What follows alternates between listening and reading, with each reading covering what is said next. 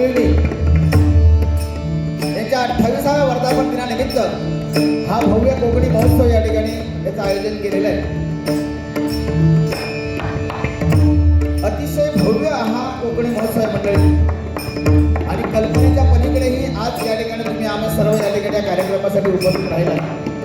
गेले अनेक दिवस या ठिकाणी या मंचावर सांस्कृतिक सामाजिक असे अनेक कार्यक्रम या ठिकाणी झालेले आहेत आणि आज डबलबारी सुद्धा झालेले आहेत. पण आज या ठिकाणी आणखी एका डबलबारीचं आयोजन या ठिकाणी मान्यवर आयोजनाने केलेलं आहे आणि या कार्यक्रमासाठी आम्हा 2 बुवाची निवड केलेली आहे. हे स्वतः सुशील गजानन गोढणकर, मुक्काम पोस्ट शिरगाव, तालुका देवगड, जिल्हा सिंधुदुर्ग आणि सुखावस्थेसाठी भाटू मुंबई. आणि माझे आजचे प्रतिस्पर्धी असं म्हणता येणार नाही आज प्रतिस्पर्धी म्हणजे, कारण आजच्या बारीचा रंग वेगळा आहे, आजच्या बारीचा रंग वेगळा आहे, आजच्या बारीचा ढंग वेगळा आहे. माझे प्रिय मित्र सध्या कोकणामध्ये त्यांच्या नावाचा दबदबा आहे असं म्हणण्यापेक्षा ज्यांच्या सुमधुर आवाजाने आज अनेक भजन रसिकांची मनं जिंकलेली आहेत ते माझे परममित्र सन्माननीय गौरव पांचाळ. आम्हा 2 कोण या ठिकाणी आमंत्रित करून या भगवंताची सेवा करण्याची सुवर्ण संधी आपण त्याला. त्याबद्दल सर्वप्रथम लोकसेवा समिती डोंबिवली सर्व पदाधिकारी यांच्या ठिकाणी मनपूर्वक आभार व्यक्त करतोय. सन्मान्य अध्यक्ष आणि आमच्या या डोंबिवलीचं लाडकं नेतृत्व सन्माननीय रामचंद्र उर्फ बाळा परब यांच्यासाठी एका जोरदार टाळ्या वाजवा. कारण एवढं आयोजन करणं ही साधी सोपी गोष्ट नाही मंडळी. आमच्या घराकडे फक्त पूजा जर घालायची ठरली तर ही नुसती बॉम्बाबॉम्ब असतात, कोणता मेळ नाही. पण 12 गावची 12 माणसं एकत्र जमा करून त्यांना एका मताने एका विचाराने चालवून हा जवळजवळ 28वा हा वर्धापन दिन साजरा करणं ही साधी सोपी गोष्ट नाही मंडळी. त्याच्यासाठी हे नेतृत्व कसं असावं लागतं आणि ते नेतृत्व म्हणजे आमचे सन्माननीय रामचंद्र उर्फ बाळा परब. त्याचबरोबर सन्माननीय आमचे चिटणीस आमच्या गावचे गाववाले आमचे सन्माननीय चारुदत्त राणे यांच्या या ठिकाणी मनपूर्वक आभार व्यक्त करतोय. या मंचावर उपस्थित सर्व मान्यवर सन्मान्य आमचे सर्वांचे लाडके आमचे कुंटे माऊली कुंटे गुरुजी अनेक कलावंतांना या ठिकाणी डोंबिवलीमध्ये आणून त्या कलाकारांची ओळख या मंची संप्रदायाला करून देणारे आमचे कुंटे माऊली एकदा जोरदार टाळ्या होऊन जाऊ दे त्यांच्यासाठी. त्याचबरोबर आमच्या डोंबिवलीची शान म्हणजे आमचे सन्माननीय संजय पवार या ठिकाणी या कार्यक्रमाच्या निमित्ताने आलेले आहेत. त्यांचं या ठिकाणी मनपूर्वक स्वागत करतोय. या कार्यक्रमासाठी ज्याने आमचं नाव सुचवलं, ज्याने आमच्याशी संपर्क साधला ते म्हणजे आमचे सर्वांचे लाडके सुळे माऊली. त्याचबरोबर सर्वांची आता नावं घेत नाही, बोलणे सांगितल्याबरोबर सर्वांची नावं घेत नाही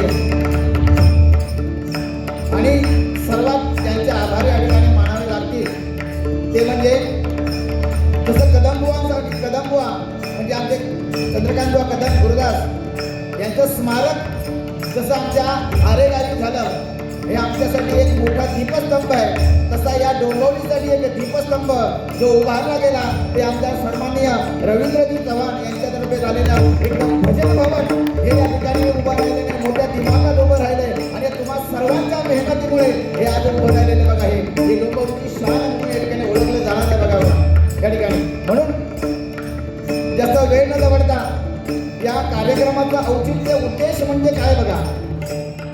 या कार्यक्रमाचा हा महोत्सवाचा उद्देश नक्की काय आहे. बाळापरमाशी आता माझं बोलणं झालं की विना मोबदला विना नफा काही त्याच्यामध्ये सुटत नाही आम्हाला. पण कारण याचं असं आहे की कोकणातील परंपरा ही संस्कृती ती दशावतार असेल, ते नमन असेल, ते हरिभजन असेल, ती डबलबारी असेल किंवा आमचं खाद्य संस्कृती असेल, ती कुठेतरी साधा समुद्रापलीकडे म्हणजे आमच्या कोकणापुरती मर्यादित न राहता आमच्या संपूर्ण देशभर तिचा प्रसार व्हावा, प्रचार व्हावा आणि म्हणून हा मोठा उद्देश त्यांच्या पाठी आहे. कोकणातील सर्व दैवतांचा आशीर्वाद आमच्या सर्व या समितीच्या मागे राहू दे आणि 28 नव्हे तर पुढची 128 वर्ष हा एवढा सोहळा मोठ्या आनंदाने होऊ दे या भगवंताच्या प्रार्थना करतोय. तदनंतर भजनातील माझे आराध्य दैवत कोकणकर आभूषण चंद्रकांत बुवा कदम, भजन सम्राट परशुराम बुवा पांचा, भजन सम्राट विलास बुवा पाटील, माझ्या दैवतांच्या चरणी नमस्कार होतो होय. माझी कुलदेवता, माझी ग्रामदेवता, माझी माता पिता यांना वंदन करून तो ब्राह्मण प्रतिपालक परस्त्री मातेस समान मानणाऱ्या माझ्या शिवछत्रपतीला, स्वराज्यासाठी बलिदान करणाऱ्या माझ्या शंभू छत्रपतीला मातेची नावाचा मुद्रा करून जगलेल्या तमाम मायबाप भजन रसिकांचे आशीर्वाद घेऊ या ठिकाणी आमने सामने डबलवारीच्या दुसऱ्या भागाला सुरुवात करतोय. धन्यवाद. जय हिंद, जय महाराष्ट्र, जय महाराष्ट्र, जय महाराष्ट्र.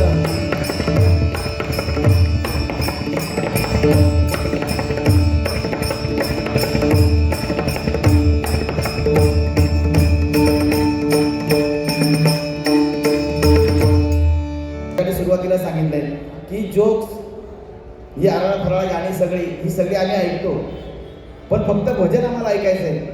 बुवानी सांगितलं की गवळण अभंग व्हायला पाहिजे. तर माझं तर मत असं आहे की जेवढ्या शक्यतो जेवढं होतील तेवढा लवकर आटपण्याचा प्रयत्न करू, इतर वायफळ बडबड न करता.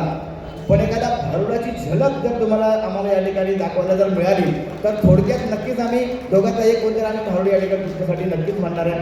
त्याचा प्रयत्न करू. बाकीच्या इतर गोष्टींना आम्ही नक्कीच आळा घालू आम्ही, नाही का. पण चांगलं भजन देण्याचा या ठिकाणी प्रयत्नच करूया. मंडळी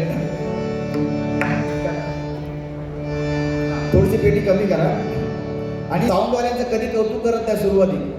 एखादा गाणं झाल्यानंतर आधी बघते, अंदाज घेते तो काय विषय असतो. पण या ठिकाणी आमचे साऊंडवाले एवढे सुंदर आहेत म्हणजे आम्हाला काय सांगायची गरजच नाही. का जोरदार एकदा त्यांचा टाळा आपण वाजूया, त्यांचा उत्साह वाढूया. हां, आता फक्त माझा आवाज जरा व्यवस्थित जरा करून ठेवा फक्त.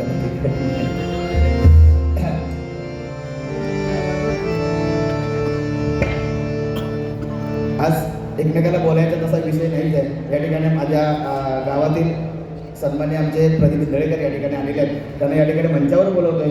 प्रदीप दादा या ठिकाणी मंचावर यायचे. त्याच्यामुळे मंडळी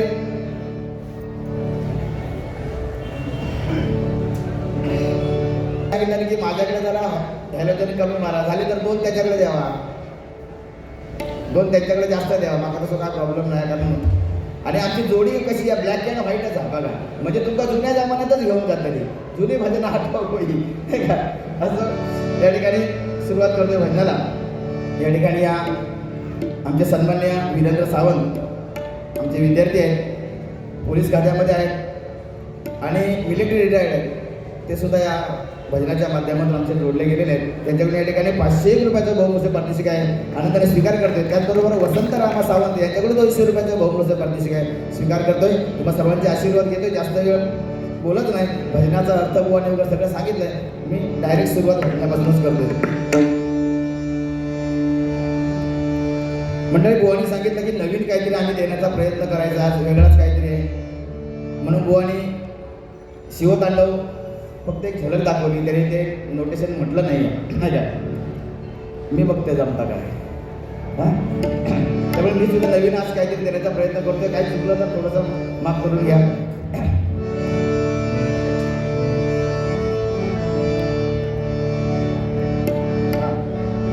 एवढं मागे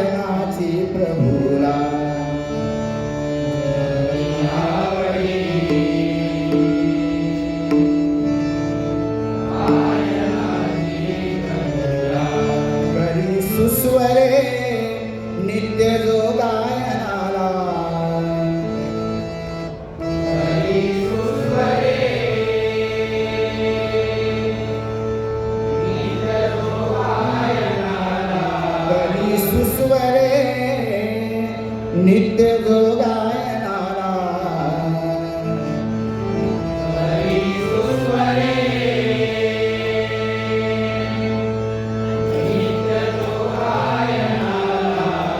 धर्माच्या त्वरे संकटात निवारी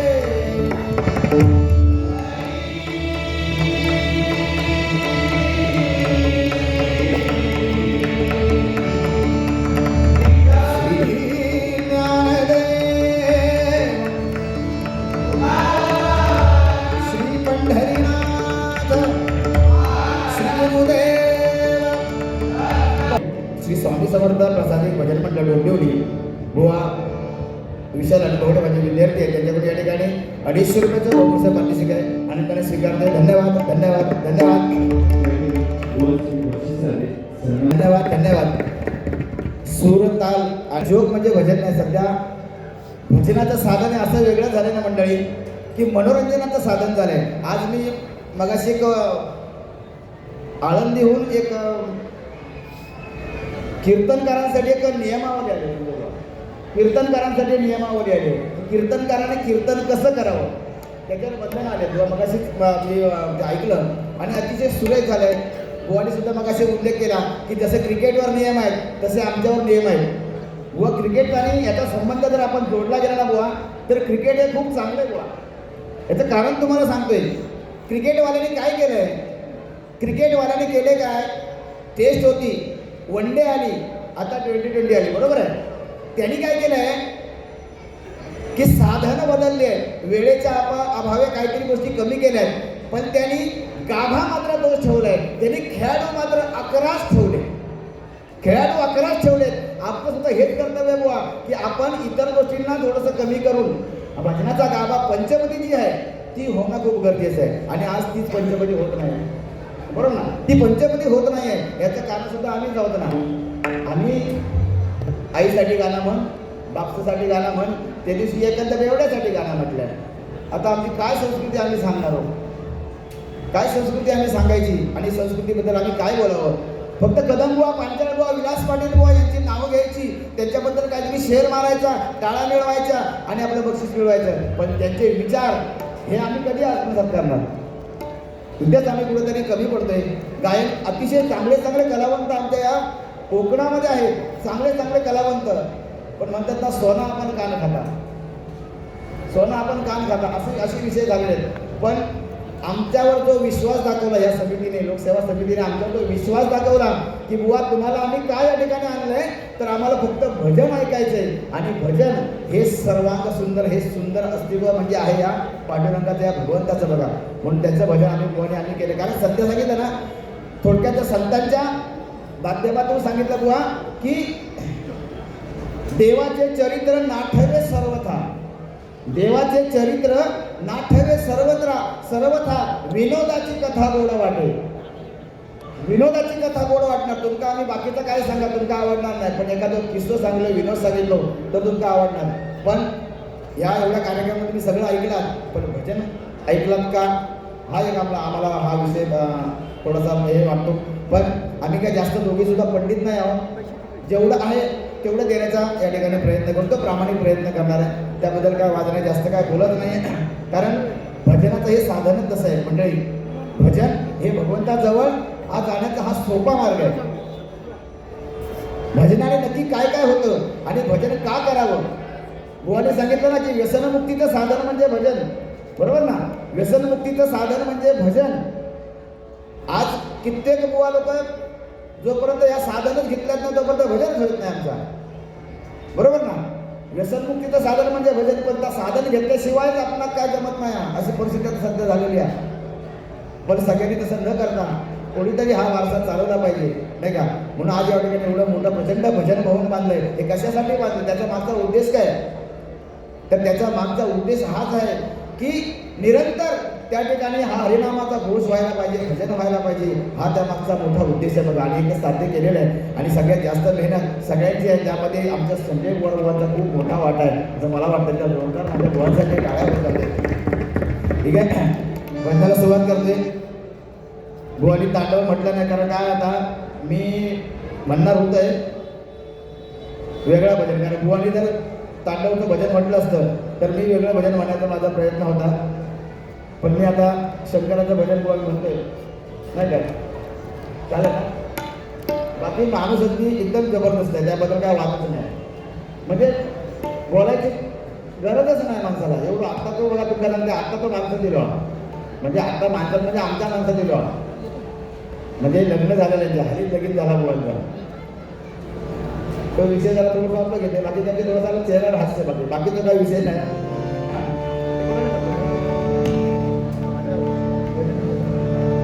हे आमच्या मुंबईच्या मंडळीमधून, त्यामुळे थोडंसं फार चुकण्याची शक्यता वाटत नाही.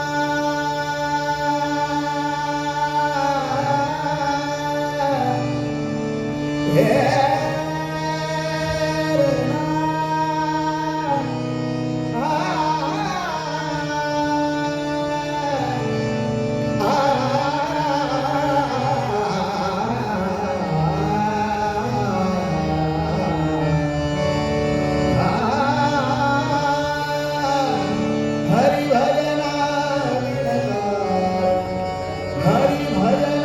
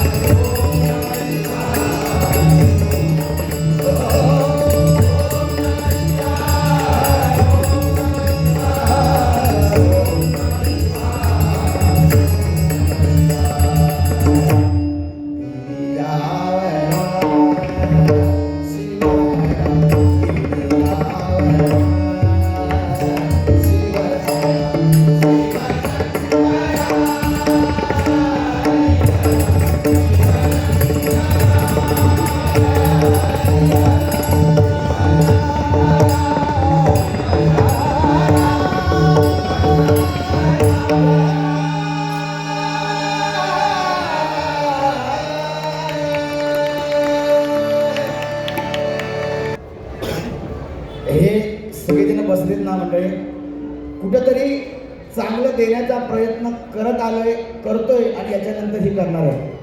त्याच्यामुळे या ठिकाणी जे माझ्या कोरसमध्ये जे बसलेत किंवा त्यांच्या कोरसमध्ये सगळे त्यांचे विद्यार्थी बसलेत आणि ही जी माझी सगळी फौज दिसते हे सगळे माझे विद्यार्थी आहेत. मंडळी काहीतरी चांगलं देण्याचा प्रयत्न करतोय. आपण जर सुरुवात केली तर पुढे हे चालणार आहे. पण ही माझी विद्यार्थी कारण हळूहळू आता सगळेजण आता डबल मारा करायचे आणि सगळ्या त्यांना या मार्गावर आपण आणायचे. तुम्हा सर्वांचे साथ, तुमचे सर्वांचे आशीर्वाद या ठिकाणी आहेत. रूपाचा भंग या ठिकाणी सादर करते.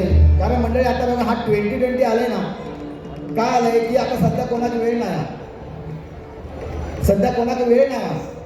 म्हणून हा जो विषय आहे तो आज आपण समजा असं देवळाच्या समोरून जर गेलो ना, पहिली माणसं जी असायची ना, पहिली माणसं किंवा देवळाच्या समोर जर गेली तर देवाच्या 2 मिनिटं थांबायची, देवाला नमस्कार करायची आणि पुढे जायची, बरोबर ना. आता तसं नाही. आता एखादं मोटरसायकलवाला जर इलो, मोटरसायकलवालो आणि बघल्या देऊळा तर पाया बिया पडायच्या भानगडीत तो आधी सहसा पडत नाही. तो डायरेक्ट किक भगवंता इलय मी हे चाललो पुढे. म्हणजे तेवढं सुद्धा वेळ आमच्याकडे देवा हात जोडण्यासाठी पण वेळ आमच्याकडे सध्या नाही आहे. लक्षात ठेवा. पण सगळ्यांनी हे सुद्धा लक्षात ठेवा, आपल्याकडे किती वेळ असू दे, वेळासाठी गरज नाही. वेळ म्हणजे मी म्हणतो की वेळाची गरजच नाही ना, वेळ कशाला काढावा. माऊलींनी सांगितलंय ना, देवाची या द्वारी उभा क्षण भरी तेने मुक्ती त्याने साधी गेल्या. फक्त तो क्षण आहे, तो एक क्षण आहे, तो देवाप्रती असा लीन व्हावा की भगवंताला सुद्धा काळजी पडली पाहिजे मंडळी. कारण बघा, अरे भजन भजन सोपे परी आहे कठीण, अरे भजन भजन सोपे परी आहे कठीण, धाव सोसल्या विनारे नाही येत देवपण. अरे भजन भजन नाम देवाने ते केले, दगडाचे बनवून टाळ देऊळ उलटे फिरविले. या भजनाची ताकद आहे मंडळी. नामदेव महाराज त्या मंदिरामध्ये भजन करायला बसले आणि पुजाऱ्याने सांगितलं इथं भजन करायचं नाही, तुका काय त्या करूचा, चल पाटला दारात, चल पाटी. नामदेव त्यांना राग आला, त्यांना दुःख झालं आणि तसेच उठले आणि मंदिराच्या मागे गेले. त्यावेळा कशी पेटी बिटी काय विषय नाही होतो, दगडाचे टाळ बनवले आणि त्या टाळाच्या जयघोषात माऊलीने जे भजन केलं, पांडुरंगाला साक्षात काळजी पडली बघा आणि पांडुरंग साक्षात इथे उतरले, देऊळ उलटं फिरवायला लागलं बघा. ही या भजनाची ख्याती आहे. भजन म्हटलं तरी सोपी गोष्ट नाही मंडळी, भजन म्हटलं तर सोपी गोष्ट नाही आहे. भजनातून खूप चांगलं सांगण्यासारखं आहे, खूप चांगलं सांगाय. पण बुवा सुद्धा जोडी जमवायची किंवा जोडी कशी असावी हे सगळ्यात मोठं आहे. आणि ही कसरत आहे, आयोजकांची सुद्धा कसरत असते नाही काय. आज गौरव पांचाळने आम्ही सध्या म्हणजे आमचं बुवाने सांगितलं म्हणजे मोठे पण आमचं नाही, पण ज्या ठिकाणी भजन होतं आमच्या नाक्यावर भजन होत नाही मंडळी. नाक्यावर बिकार आमचा थारच नाही बोलते. ज्या ठिकाणी मंदिर असेल, ज्या ठिकाणी पवित्र वातावरण असेल त्या ठिकाणी आमचं भजन नक्की बोलवलं जातं. आणि आमच्या दोघांचं एक धन्यवाद मंडळी, कारण हे आमच्या दोघांचं क्रेडिट आहे आणि ते आम्ही ते कमवलेलं आहे मंडळी. कारण जोडी कशी ठेवावी, जोडी कशी ठेवावी याचा हा नमुना आहे. या आमच्या समितीचं कौतुक यासाठी करतोय, आम्हाला ठेवलं म्हणून असं नाही, अनेक चांगले लोक आहेत तर त्यांचं सुद्धा या ठिकाणी चांगलं भजन व्हायला पाहिजे आणि या समितीचं नाव लौकिक व्हायला पाहिजे, एवढाच फक्त उद्देश आहे. या ठिकाणी रूपाचा भागाला सुरुवात करतो.